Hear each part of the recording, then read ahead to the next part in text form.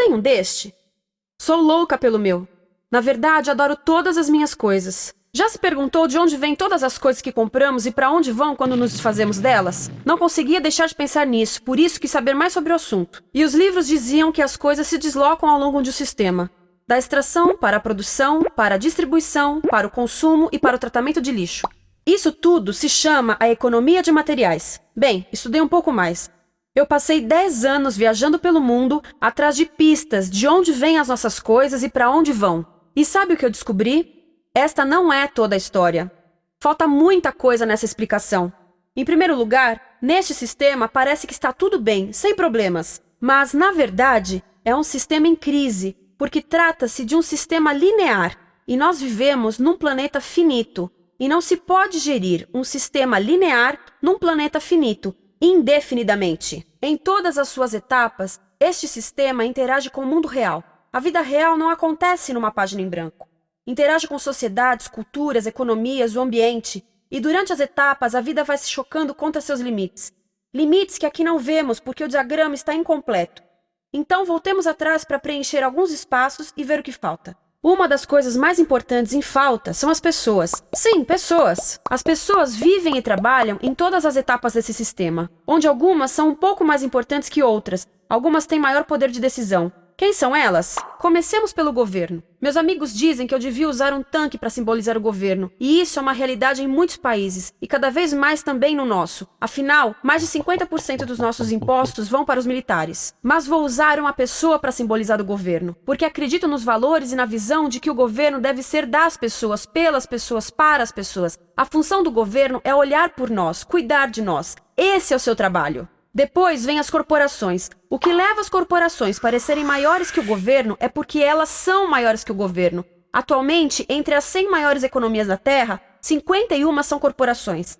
À medida que as corporações foram crescendo, em tamanho e poder, assistimos a uma pequena mudança no governo, como se estivessem mais preocupados com o bem-estar deles do que com o nosso. Muito bem, então vejamos o que mais falta nessa imagem. Começaremos pela extração, que é uma palavra pomposa para exploração de recursos naturais, que por sua vez é uma palavra pomposa para destruir o planeta. A verdade é que cortamos as árvores, arrebentamos as montanhas para extrair os metais, consumimos toda a água e exterminamos os animais.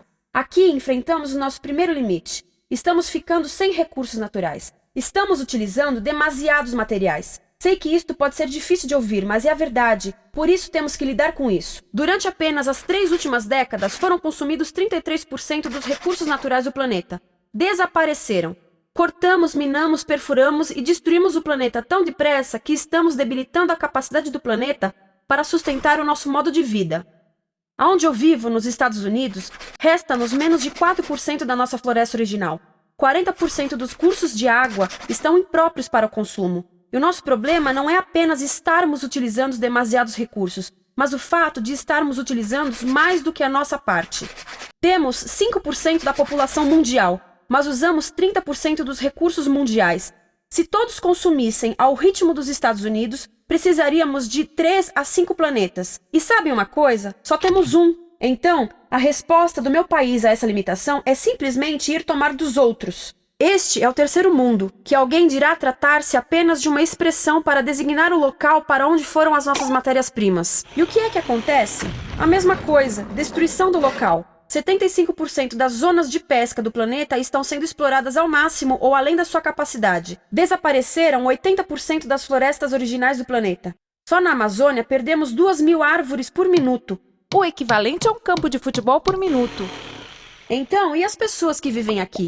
Bem, de acordo com esses sujeitos, eles não são donos desses recursos, mesmo que vivam lá há gerações. Não são donos dos meios de produção, nem compram muitas coisas. Nesse sistema, quem não possui nem compra muitas coisas não tem valor.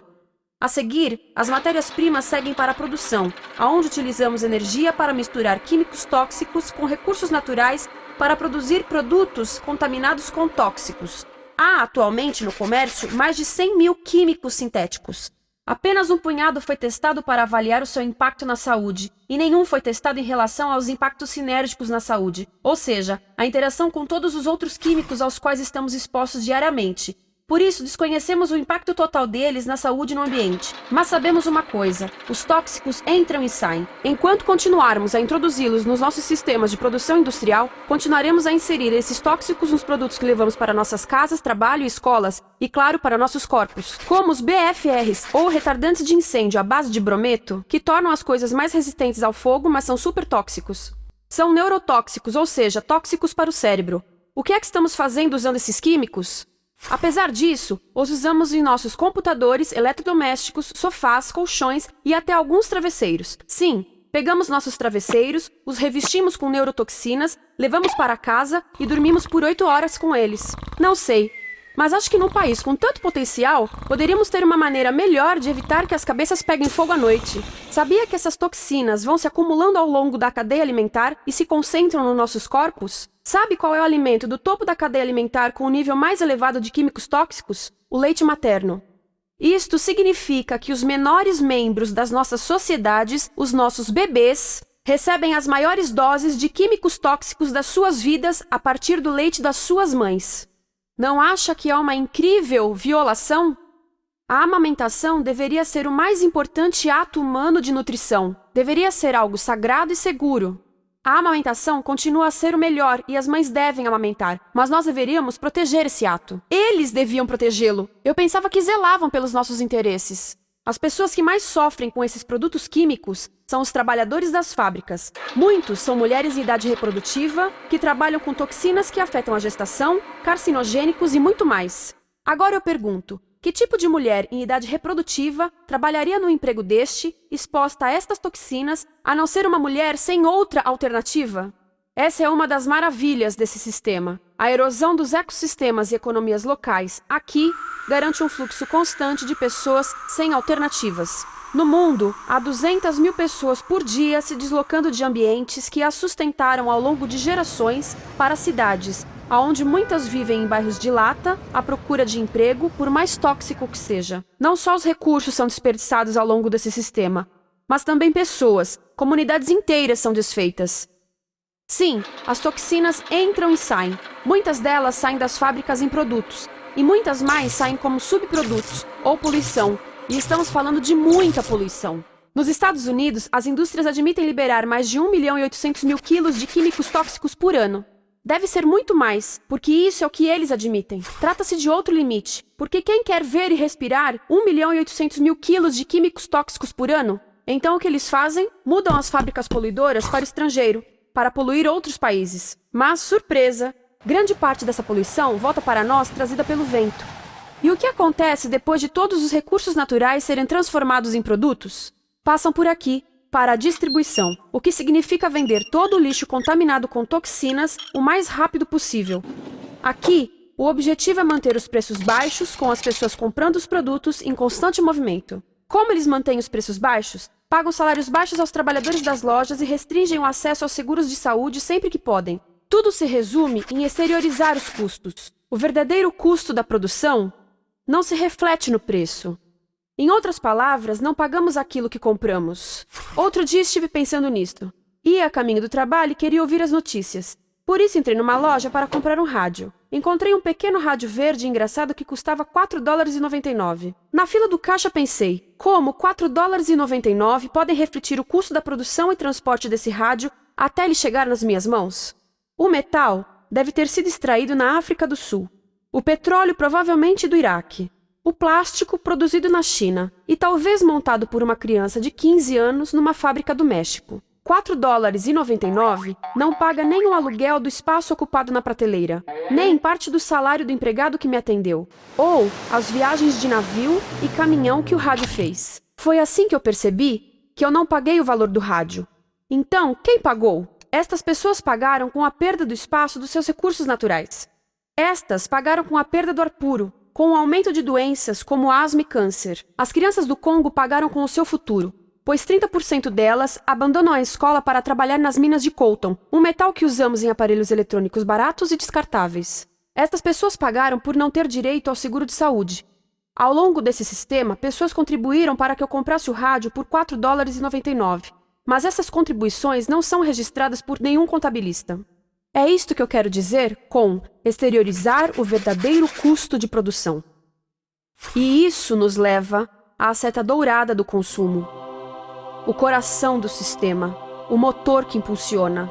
É tão importante proteger esta seta que se tornou prioridade daqueles dois sujeitos.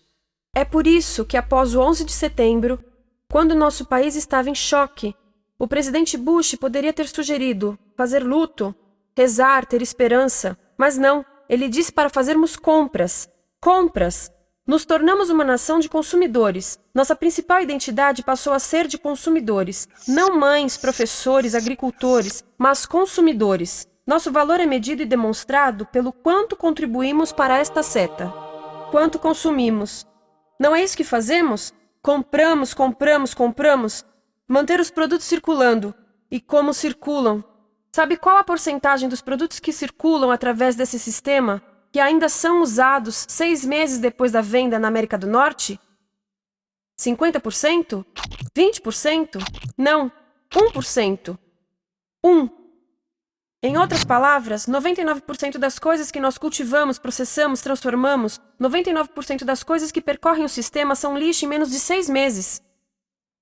Como é que podemos gerir um planeta com esse nível de rendimento? Mas não foi sempre assim. Hoje, o consumidor médio americano consome o dobro que há 50 anos. Pergunte à sua avó. No tempo dela, a boa gestão, a engenhosidade e a poupança eram valorizados. Então, como é que isso aconteceu? Bem, não aconteceu simplesmente. Foi planejado. Pouco depois da Segunda Guerra Mundial, estes sujeitos estudavam a forma de impulsionar a economia. O analista de vendas Victor Lebow articulou a solução que se tornaria a norma de todo o sistema. Ele disse: a nossa enorme economia produtiva exige que façamos do consumo a nossa forma de vida, que tornemos a compra e o uso de bens em rituais, que procuremos a nossa satisfação espiritual, a satisfação do nosso ego no consumo. Precisamos que as coisas sejam consumidas, destruídas, substituídas e descartadas a um ritmo cada vez maior. O conselheiro econômico do presidente Eisenhower disse: o principal objetivo da economia americana é produzir mais bens de consumo. Mais bens de consumo? O nosso principal objetivo? Não é providenciar cuidados médicos, ou educação, ou transportes seguros, ou sustentabilidade, ou justiça? Bens de consumo? Como é que eles nos fizeram adotar esse sistema de forma tão entusiástica? Bem, 2 das suas estratégias mais bem-sucedidas são a obsolescência planejada e a obsolescência perceptiva. A obsolescência planejada é uma outra forma de dizer criado para ir para o lixo. Eles fazem as coisas de modo que sejam inúteis tão rápido quanto possível para jogarmos fora e voltarmos a comprar. Isso é óbvio em sacolas ou copos de plástico, mas verifica-se isso em coisas maiores como esfregões, DVDs, máquinas fotográficas, churrasqueiras, quase tudo, até computadores. Já reparou que quando compra um computador, a tecnologia muda tão rápido que em poucos anos se torna quase um impedimento para a comunicação? Fiquei curiosa e abri um desses computadores para ver o que tinha dentro, e descobri que a peça que se muda a cada ano é apenas uma pecinha no canto. Mas não se pode mudar apenas essa peça, porque cada nova versão tem um formato diferente. Tem que jogar tudo fora e comprar um novo. Estive lendo sobre o design industrial da década de 50, quando a obsolescência planejada começou a aparecer.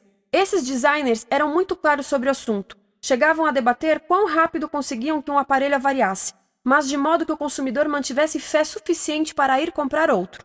Foi tão intencional, mas as coisas não avariam suficientemente rápido para manter essa seta funcionando.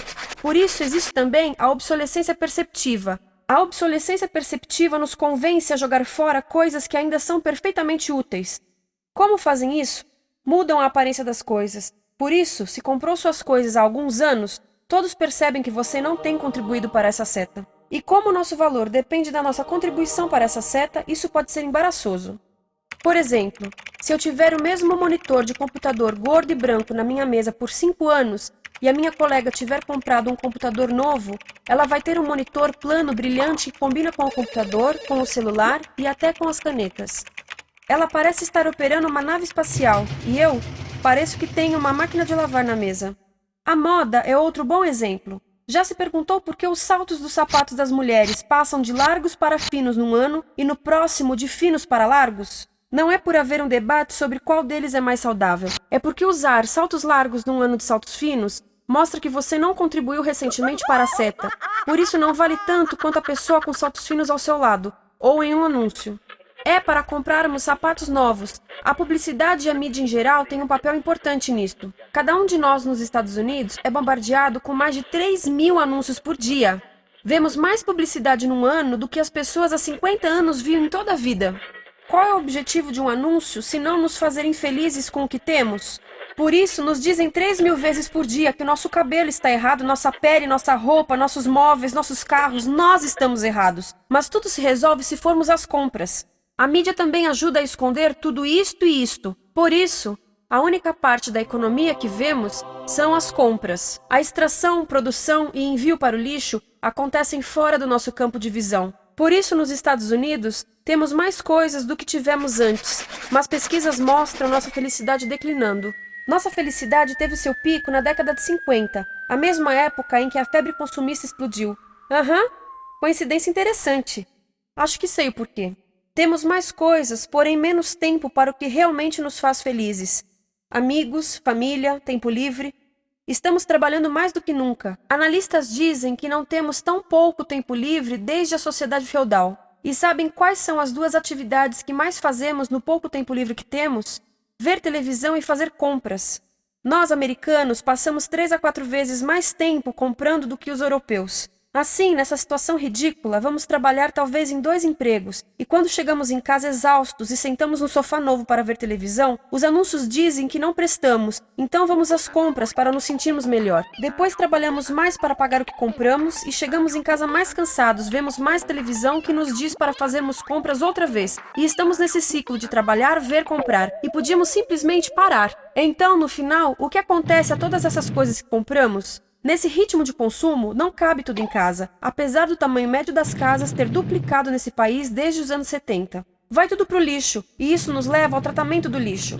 Essa é a parte da economia de materiais que conhecemos melhor, porque nós temos de levar o lixo até a esquina. Cada americano produz 2 quilos de lixo por dia, o dobro do que fazíamos há 30 anos.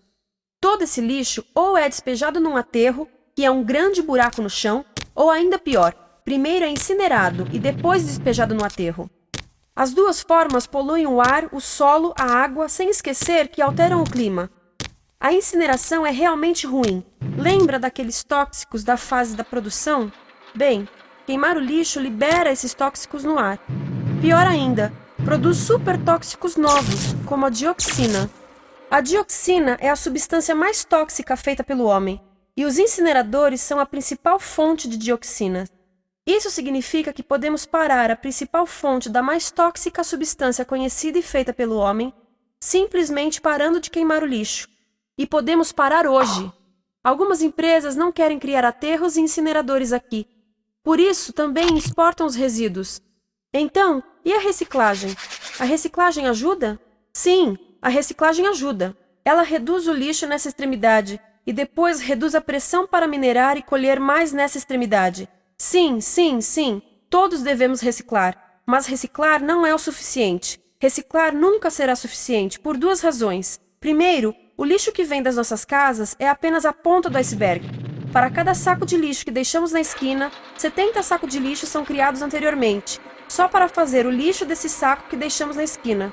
Assim, mesmo que pudéssemos reciclar 100% do lixo das nossas casas, não se chegaria ao coração do problema. Além disso, grande parte do lixo não pode ser reciclado, ou porque contém demasiados tóxicos, ou porque é criado de início para não ser reciclável, como aquelas caixas de suco, que têm as camadas de metal, papel e plástico, todas coladas.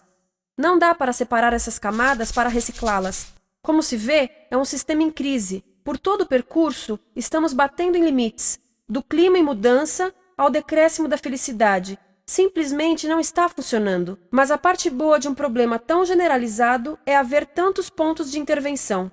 Há pessoas trabalhando aqui salvando florestas, e aqui na produção limpa. Pessoas trabalhando em direitos do trabalho, em comércio justo, em consumo consciente, no bloqueio de aterros e incineradores. E muito importante, em recuperar o nosso governo, para que seja realmente pelas pessoas e para as pessoas. Todo esse trabalho é criticamente importante, mas as coisas vão realmente começar a se mover quando enxergarmos as ligações, quando enxergarmos o panorama geral. Quando as pessoas ao longo do sistema se unirem, poderemos reivindicar e transformar esse sistema linear em algo novo, um sistema que não desperdice recursos ou pessoas, porque aquilo de que precisamos nos livrar é da antiga mentalidade de usar e jogar fora. Há uma nova escola de pensamento nesse assunto, e é baseada em sustentabilidade e equidade, química verde, 0 resíduos, produção em ciclo fechado, energia renovável, economias locais vivas, já está acontecendo. Há quem diga que é irrealista, idealista, que não pode acontecer. Mas eu digo que quem é irrealista são os que querem continuar pelo velho caminho. Isso é que é sonhar. Lembre-se que a velha forma não aconteceu por acaso. Não é como a gravidade que temos que conviver. As pessoas a criaram, e nós também somos pessoas. Por isso, vamos criar algo novo.